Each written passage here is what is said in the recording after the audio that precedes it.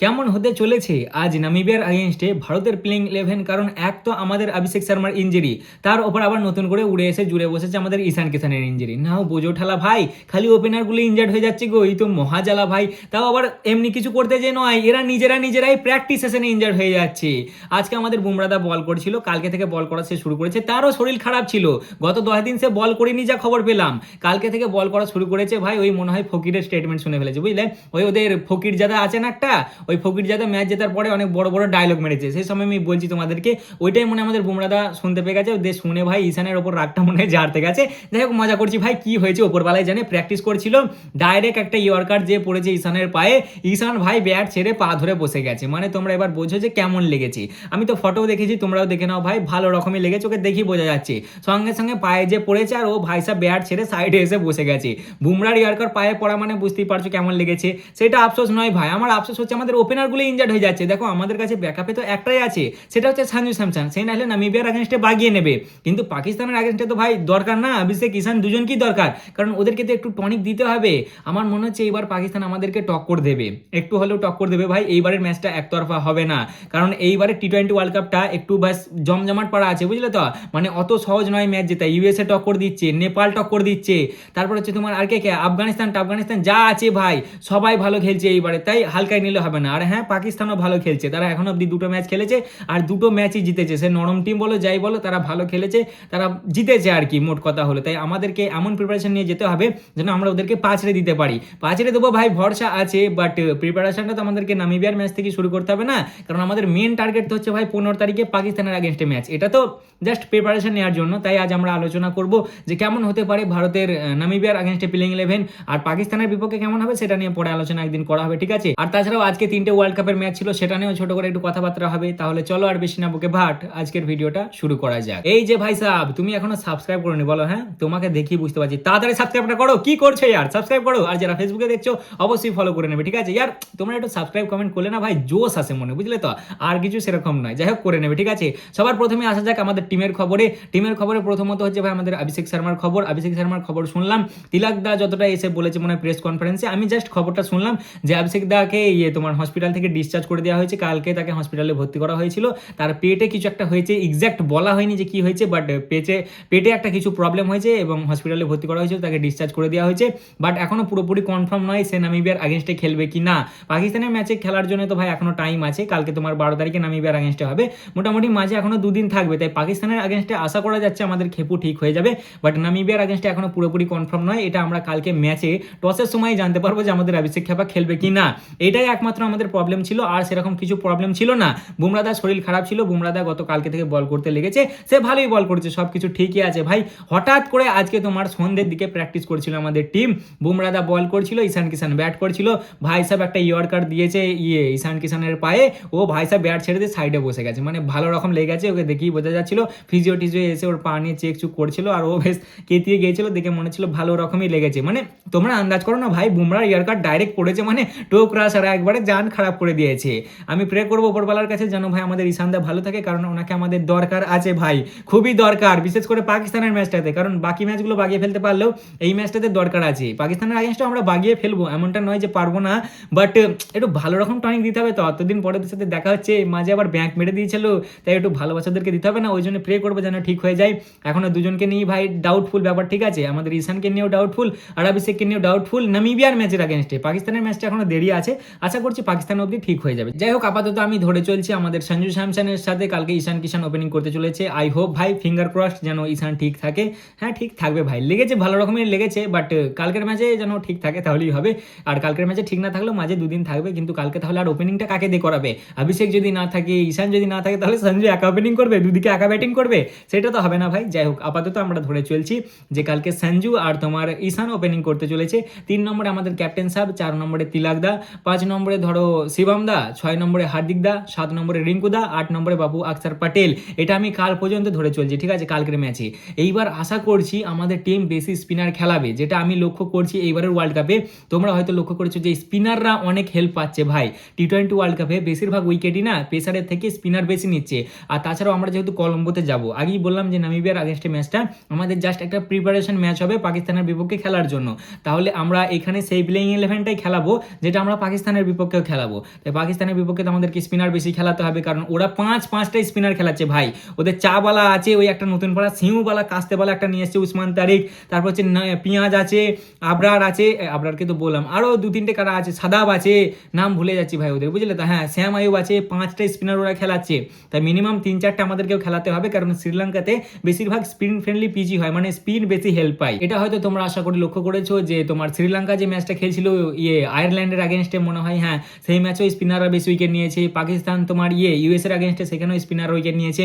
এমনকি আজকে ভাই তোমার ইংল্যান্ড ভার্সেস ওয়েস্ট ইন্ডিজের ম্যাচ হচ্ছিল, সেখানেও ইংল্যান্ডের ওয়েস্ট ইন্ডিজের স্পিনাররাই বেশি উইকেট নিয়েছে। তাই এটা তো দেখা যাচ্ছে যে স্পিনাররাই এবারে বেশি উইকেট নিয়েছে, আর পাকিস্তানের স্পিনাররা ভালো করছে ভাই। আর এটা তো ন্যাচারাল ভাই, আমরা আগে থেকেই বলেছি যে যারা ভালো করবে তাদের আমরা তারিফ করব, তাতে তারা আমাদের শত্রু হোক বা বন্ধু হোক, যেই হোক, যারা ভালো করবে এখানে তাদের তারিফ করা হবে। তাই পাকিস্তানের স্পিনাররা ভালো তো করছে ভাই।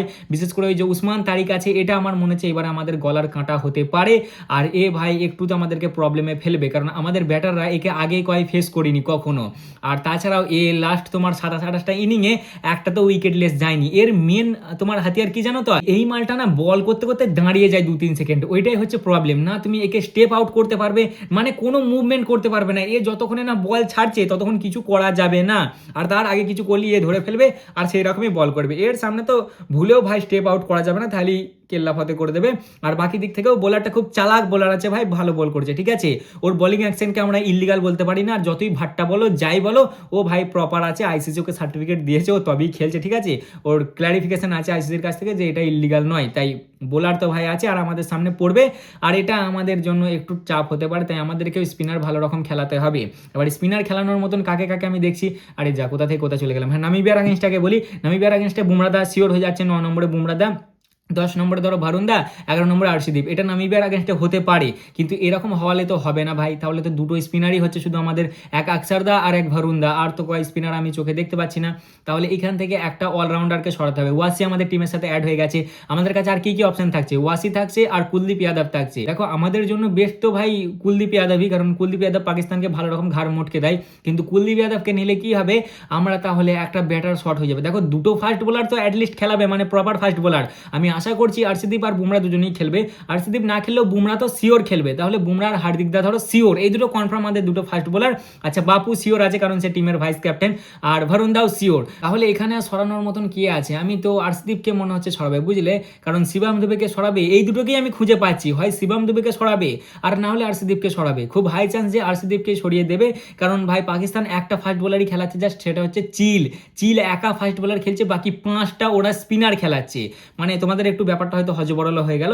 যাই হোক, আমি ক্লিয়ার করে দিই আরেকবার। দেখো আমাদের ওপেনিং হচ্ছে কালকের জন্য সঞ্জুর সাথে ঈশান কিষান, ঠিক আছে।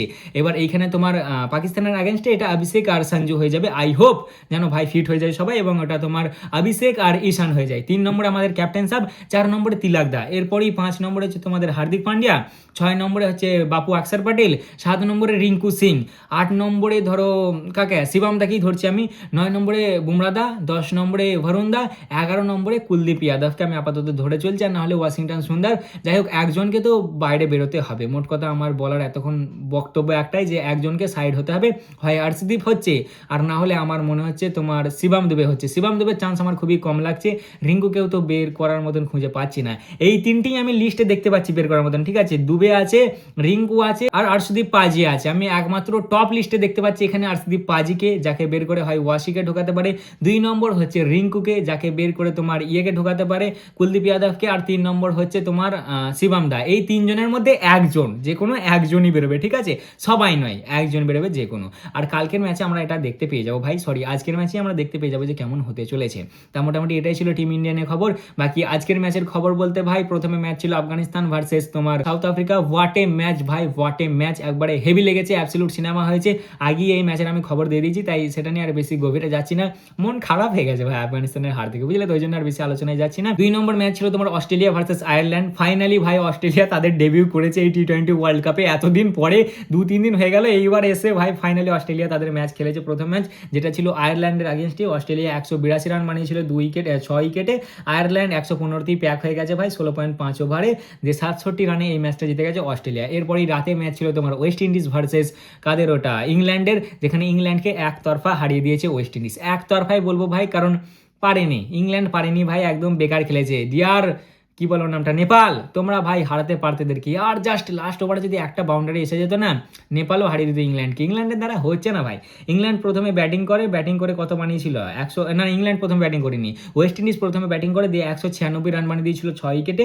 ইংল্যান্ড ভাই 166 রানই বানাতে পারে, 19 ওভারে প্যাক হয়ে যায়, 30 রানে এই ম্যাচটা জিতে গেছে ওয়েস্ট ইন্ডিজ খুব ভালো পারফরমেন্স দিয়েছে। ব্যাটিংয়ের দিক থেকে দেখতে গেলে হিটম্যায়ার 23 মেরেছে 12 বলে, তোমার রস্টেন চেজ সেই যে আমাদের কুটুম, টেস্টের কুটুম, ইনি ভাই সাহেব মেরেছে 34-29 বলে। রাদারফোর্ড খুব ভালো খেলেছে। এমআইয়ের প্লেয়াররা তো সব ফর্মে এসে গেছে ভাই, বিশেষ করে দেখো না এদের রিকাল্টন আজকে ভালো পারফরমেন্স দিয়েছে, কত মেরেছে 61 মেরেছে তোমার 28 বলে। তারপর হচ্ছে কুইন্টন ডিকক 59 মেরেছে 41 বলে। তারপর রাদারফোর্ড 76 মেরেছে 42 বলে। মানে মুম্বাই ইন্ডিয়ান্সের টিম ফুল ফর্মে চলে এসেছে। আর জেসন হোল্ডার 33 মেরেছে 17 বলে। এরাই মোটামুটি টপ পারফরমেন্স দিয়েছে, দিয়ে এরা তোমার কত 196 বানায় 6 উইকেটে। আদিল রশিদ ভালো বল করেছে, 4 ওভারে 16 রান খেয়ে 2 উইকেট নিয়েছে। বাকি আচার সোনা, স্যাম কারান সব 12 ইকোনমিতে মার খেয়েছে। ফাস্ট বোলাররা বিশাল মার খাচ্ছে ভাই, স্পিনাররা খুব ভালো বল করছে। আর ইংল্যান্ডের দিক থেকে দেখতে গেলে সল্টি একটু ভালো খেলে, প্রথমে তো হেভি তাগড়া শুরুয়াত করে, তারপর সল্টি আউট হয়ে যায় 30 রান বানিয়ে 14 বলে। তারপর ব্যাথেল 33 রান বানায় 23 বলে। স্যাম কারান লাস্ট পর্যন্ত টিকে ছিল, সে 43 বানায় 30 বলে, আউট হয়নি যদিও, আর সেরকম কেউ কিছু করতে পারেনি, দিয়ে 166 রানই প্যাক হয়ে গেছে। বোলিংয়ের দিক থেকে দেখতে গেলে ওয়েস্ট ইন্ডিজের মতি তোমার 4 ওভারে 33 রান খেয়ে 3 উইকেট নিয়েছে, আর রস্টেন চেস 4 ওভারে 29 রান খেয়ে 2 উইকেট নিয়েছে। মানে স্পিনাররা হেভি উইকেট নিচ্ছে ভাই, স্পিনাররা খুব মাদাত পাচ্ছে এই টি20 ওয়ার্ল্ড কাপে। আর তোমরা একটা জিনিস লক্ষ্য করে দেখেছো কি ভাই, একটা সেই আগে যেমন ছিল না 160, 70, 80-র মধ্যে বেশ একটা ইন্টারেস্টিং থ্রিলার ম্যাচ পাওয়া যেত, সেইটা যেন একটা ফিরে এসছে ভাই, সেই 180, 90-এর এরাটা আবার ফিরে চলে এসছে, বুঝলে। আমরা যেটা ভাবছিলাম এইবারের ওয়ার্ল্ড কাপে আপ কি বার 300 পার 300 পার তো ভাই 200 পারও খুব কম হচ্ছে, টেনে টুনে হচ্ছে 2-1টা ম্যাচে, বাট 170-80 রানের ম্যাচগুলো কি সুন্দর হচ্ছে ভাই, হেভি লাগছে এবারে টি20 ওয়ার্ল্ড কাপটা, বুঝলে। তাই এই ছিল আজকের ভিডিও, কেমন লাগলো অবশ্যই জানাবে, ভালো লাগলে লাইক কমেন্ট শেয়ার অবশ্যই করবে। দেখা হচ্ছে আবার পরের ভিডিওতে, চলো ততক্ষণের জন্য টাটা।